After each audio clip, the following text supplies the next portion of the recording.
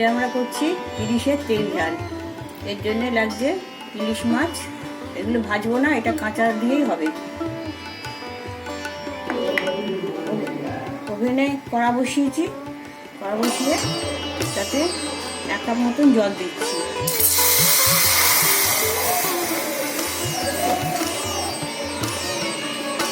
জলটা ফুটে গেছে, এবার আমি 1 চা চামচ নুন দিয়ে দিচ্ছি, 1 চা চামচ হলুদ,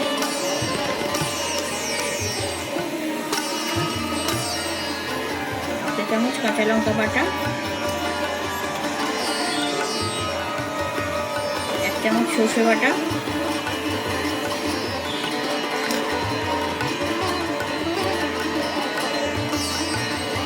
পোস্ত বাটা 1 চা চামচ, সর্ষের তেল দিয়ে দিচ্ছি,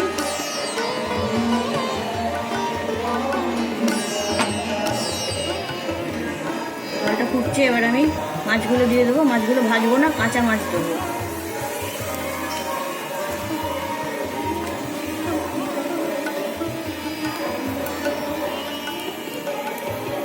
একটু নাড়িয়ে মিশিয়ে দিচ্ছি সব কিছু মশলাগুলো।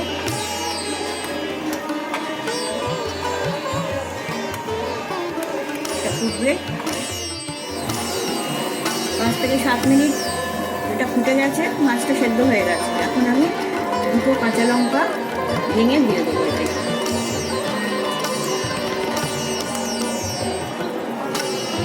দেবো সর্ষের তেল, বেশি করে সর্ষের তেল। এবার নেড়ে দেবো, একটু নেড়ে নামিয়ে দেবো। তেল ঝাল আমাদের রেডি।